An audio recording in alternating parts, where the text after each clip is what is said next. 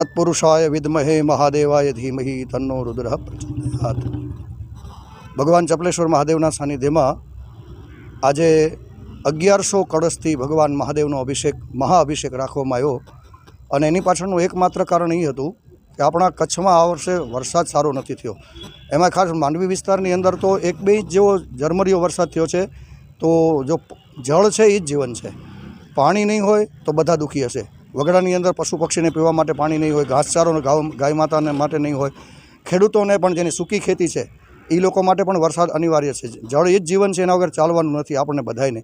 તો આ વર્ષે બિલકુલ આપણા વરસાદ ઓછો છે। તો હું કથાકાર અશ્વિનભાઈ શાસ્ત્રી અને મને એવો વિચાર આવ્યો કે ભાઈ આપણે ભગવાનની પ્રાર્થના કરી, એક સારો વિચાર આવે એ પણ એની જ કૃપાથી આવે છે, નહીંતર એવો સારો વિચાર પણ નથી આવતો। તો મને વિચાર થયો કે ભાઈ આપણે કંઈક આના માટે પ્રભુની પ્રાર્થના કરીએ તો ભગવાન આપણે વરસાદ આપે, અને વરસાદ ઉપર પ્રસાદ પ્રભુ આપે। એટલા માટે આપણે શું કરવું જોઈએ? તો ભગવાનને રીઝાવવા માટે, ચપલેશ્વર દાદાને રીઝાવવા માટે ભોળાનાથને શ્રાવણ મહિનો ચાલે છે, આજે એકાદશી છે અને રવિવારનો દિવસ છે। તો મને વિચાર આવ્યો કે 1100 કળશ, આપણે 1000 કળશનો વિચાર કર્યો તો જલાભિષેક કરીએ, પણ 1100 કળશથી આપણે અભિષેક કરાવ્યો। અને મેં શ્યામ ભારતી બાપુ અત્યારે પ્રવર્તમાન મહંત છે નાના આશ્રમમાં ચપલેશ્વર મહાદેવમાં, મેં બાપુને વાત કરી કે બાપુ મને આવો વિચાર આવે છે કે આપણે ભોળાનાથની પ્રાર્થના કરી, એને રીઝાવી અને કાંઈક વરસાદ ભગવાન વરસાવે તો બધાનું સારું થાય। તો બાપુએ કીધું કે આશ્રમના દરવાજા શાસ્ત્રથી ખુલ્લા છે, તમારે જે વસ્તુની જરૂર પડે એ મને કહો, બધી સગવડતા તમને આશ્રમ તરફથી આપવામાં આવશે। મેં કીધું બાપુ આ વખતે અમને બ્રાહ્મણોનો એવો ભાવ છે કે બધી જ જવાબદારી અમે બ્રાહ્મણો લઈ, પૂજાપો લઈ આવવાનો હોય કે બ્રાહ્મણો જે આવ્યા છે 1 પણ પૈસો દક્ષિણાની આશા વગર આવ્યા છે, કે આ સમાજ કલ્યાણનું કામ છે, વરસાદની બધાની જરૂર છે અને સમાજનું જ અમે બ્રાહ્મણો ખાઈએ છીએ અને સમાજ માટે જ જ્યારે પ્રાર્થના કરવાની છે તો અમારે દક્ષિણા કોઈ પણ પ્રકારની જોતી નથી। એટલે બ્રાહ્મણો શ્રાવણ મહિનામાં વ્યસ્ત હોવા છતાં પણ બધાએ કીધું, બ્રાહ્મણોએ, અમારા બ્રહ્મમિત્ર મંડળે કે અમે આવશું, કર્મકાંડના ક્ષેત્રમાં જોડાયેલા બધા ભૂદેવો છે એ પણ પોતાની સેવા આપવા માટે જ આવ્યા છે। બાપુએ કીધું કે શાસ્ત્રીજી પૂજાપાનું મારા ઉપર રાખો। મેં કીધું નહીં બાપુ, આ વખતે અમને બ્રાહ્મણોને લાભ લેવા દો। બાપુ કે બીજી શું સગવડ જોશે? મેં કીધું બાપુ આમાં ટેન્કર એક પાણી જોઈ જાય।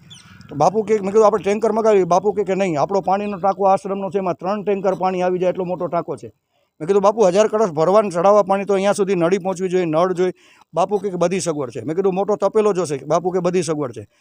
કૂવાનું પાણી છે, બોરનું પાણી છે, દરિયાનું પાણી છે, ગંગાજળનું પાણી છે, માનસરોવરનું જળ છે, કેસરયુક્ત જળ, એનાથી પણ આ બધું જળ ભેગું કરીને આપણે આ અભિષેક કરાવરાયો છે। તો ખાસ ચપલેશ્વર મહાદેવના પ્રવર્તમાન મહંત શ્રી શ્યામ ભારતી બાપુએ આ આશ્રમની આપણને બધી વ્યવસ્થાઓ આપી અને બધા નિસ્વાર્થ ભાવે, અને તમને જે આપણા મીડિયાના મિત્રો છો તો આ વાત કે સમૂહની પ્રાર્થના હશે તો ભગવાન જરૂર સાંભળશે, નિસ્વાર્થ ભાવની પ્રાર્થના હશે તો ભગવાન જરૂર સાંભળશે। અને આપણે એક જ અહીંયા કર્યું એવું નથી, ઠેક ઠેકાણે કચ્છમાં આ વસ્તુ અત્યારે થઈ રહી છે। બધાય પોતપોતાની રીતે ભગવાનને, માલિકને, જેને માનતા હોય ને બધાય પોતપોતાની રીતે મનાવે છે। કોઈ યજ્ઞ કરે છે, કોઈ પ્રાર્થના કરે છે, કોઈ રામધૂન કરે છે। આપણે અહીંયા અભિષેકનું આયોજન કર્યું હતું। તો બસ આમાં બધા ભાઈઓ બહેનો બધા જોડાણા અને બધાએ પોતપોતાનું, અત્યારે 13 બ્રાહ્મણો આની અંદર હાજર છે। આપણે 11 બ્રાહ્મણોની જરૂર હતી, કે આમ તો 13 બ્રાહ્મણો અત્યારે આપણી પાસે અહીંયા હાજર છે અને બધાએ પોતાનું યોગદાન એની અંદર આપ્યું। સમુદ્રની અંદર બધી નદીઓ આવી જાય, સર્વતીર્થ સમુદ્ર છું, પણ વધારામાં યાત્રા આપણે કરી હોય એટલે ગંગાજળ લઈ આવ્યો હોય, હરિદ્વારથી કોઈ લઈ આવ્યું હોય, વધારામાં માનસરોવર, કૈલાસ માનસરોવરનું જળ એ પણ આપણને અહીંયા પ્રાપ્ત હતું, સમુદ્રનું જળ પણ આપણને પ્રાપ્ત હતું, કૂવાનું પાણી હતું, બોરનું પાણી હતું અને ગંગાજળ હતું। આપણા ઘણા બધા સમુદ્રના જળને બધા જળથી આપણે ભગવાન ભોળાનાથનો અભિષેક કર્યો। ખાસ મારે એ પ્રાર્થના, બધા, હું સનાતન ધર્મપ્રેમી અને કોઈ પણ ધર્મના હોય, વરસાદની જરૂર બધાયને છે, પાણીની જરૂર બધાયને છે। એટલે નમક તો બધાય ખાય છે ને, અને નમક કોને બનાવ્યું? કોઈ ફેક્ટરીમાં નમક બનતું નથી, દરિયામાંથી બને છે। એ નમકની નિર્માણ કોને કર્યું છે? ભગવાને કર્યું છે। દરિયો ભલે ખારો કર્યો છે પણ આખી દુનિયાને નમક ક્યાંથી પૂરું પડે? અને આપણામાં એક કહેવત છે કે જેનું નમક ખાધું હોય એને આપણે વફાદાર રહેવું જોઈએ।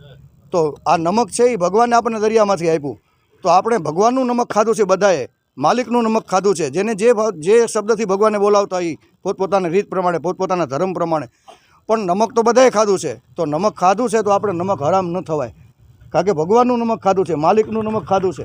તો જેનું નમક ખાધું હોય તો એનું આપણે નમક હરામ ન થવાય, તો આપણે પ્રાર્થના કરી શકીએ બધા સાથે મળીને। એટલે અહીંયાથી આજે હું પ્રાર્થના કરું છું બધાને, સનાતન ધર્મપ્રેમીઓને તો કરું જ છું, સાથે સાથે તમામ ધર્મના, તમામ સંપ્રદાયના તમામ લોકોને કહું છું, તમે જેને માનતા હોય એને તમે પ્રાર્થના કરજો કે ભગવાન સારામાં સારો વરસાદ વરસાવો તો જીવ માત્રનું કલ્યાણ થાય। ધન્યવાદ। ચપલેશ્વર મહાદેવ કી જય। આજના કાર્યક્રમ વિશે સૌથી પહેલાં એ કહેવાનો છે કે આજે સમય છે બહુ વિકટ પરિસ્થિતિ છે. કેમ કે આપનો જનજીવન જે છે એ વરસાદ ઉપર છે અને વરસાદ એવું છે જેનાથી આપણે અન્ન ઉત્પન્ન થાય, અન્નથી જીવન છે અને વરસાદ ન હોય તો હરેક બાબતમાં પ્રોબ્લેમ થાય છે. અને મંદિર છે, એક ગુજરાતમાં કહાવત છે, આવા કૂવામાં હોય તો અવારામાં આવે.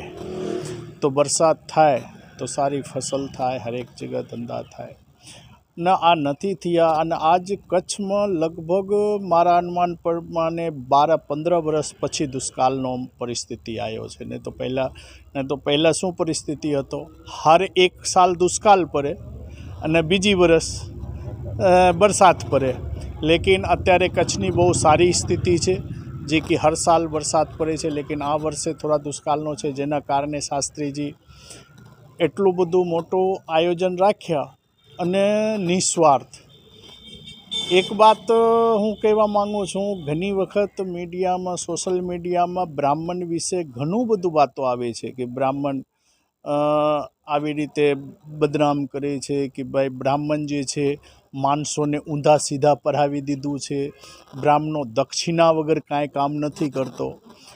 તો આજ જે છે કાર્યક્રમ એ એક બધા માટે એક શીખ છે કે બ્રાહ્મણ જરૂર પડે ને તો દેશ માટે ઊભા હોય છે. અને એક એવી રીતે નહીં કે ઊભા હોય છે કે ભાઈ હરેક બાબતમાં. અમે અંદર બેઠા હતા, આજ આ આખો કાર્યક્રમ બ્રાહ્મણો દ્વારા હતા, બ્રહ્મ સમાજ મંડળ દ્વારા હતા. તો પોતાના ખીચામાંથી, મને જો છો હું નાગું જ છું ઊભો, ખીચો હતો નહીં, દક્ષિણા ચઢાવવાનો વારો આવ્યો તો એક બુદ્ધે પોતાના ખીચામાંથી મને આપ્યા કે બાપુ આ નિયમ છે, ચઢાવવું પડશે. તો તમે વિચાર કરો, લેવાવાળા જો આપતા હોય તો શેના માટે? આ સમાજ માટે, સમાજને સુધારવા માટે. અને સૌથી મોટી વસ્તુ, જેમ અત્યારે શાસ્ત્રીજી કીધું ને, બધી બાબતમાં હું છૂટ દીધું હતું, દક્ષિણા, પૂજાપા, પછી ફલારની વ્યવસ્થા, હરેક બાબતમાં. લેકિન અસ્પષ્ટ આવ્યો કે નહીં, અમે આ વખતે બ્રાહ્મણો પોતાના તરફથી કરશું. તો આ એક સમાજને બહુ મોટો બાત આ લેવાનો છે, જરૂર છે કે બ્રાહ્મણ ધારે ને તો બધું કરી શકે. અને આ બહુ સરસ કાર્ય કર્યા છે. અને એમાં સૌથી મોટી વસ્તુ છે, આ આશ્રમના સહયોગી જે છે, હવે નામ તો શું લો, દીપુ છે, લેકિન HV સાઉન્ડ આ જૂનો અહીંયાથી સેવા કરે છે. એને મેં વાત કર્યો, બોલે ભલે બાપુ આવું છું. મેં એકે વાર નહીં કીધું કે ના. તો હરેકના બહેનોને, બધા બહેનોને કીધું તો બોલે અમે આવીએ છીએ સેવા માટે તત્પર, બધા તૈયાર. એવું નથી, બધા તૈયાર છે. લેકિન આજ ખાસ કરીને નોંધ એ લેવાનો છે કે બ્રાહ્મણો પણ વગર દક્ષિણાએ બધું કરે છે. એટલે હા, એ એક વાત મગજમાંથી કાઢી નાખજો કે બ્રાહ્મણ પૂજા દક્ષિણા માટે જ કરે છે.